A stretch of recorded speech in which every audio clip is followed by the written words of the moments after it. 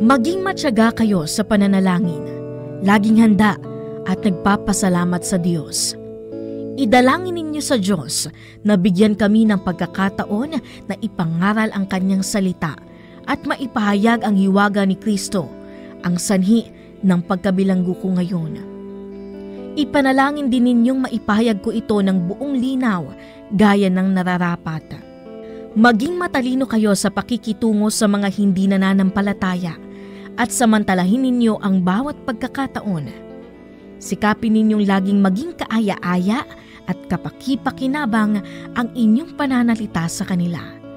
At matuto kayong sumagot ng tama sa lahat ng tao. Colosas 4, versikulo 2 hanggang 6.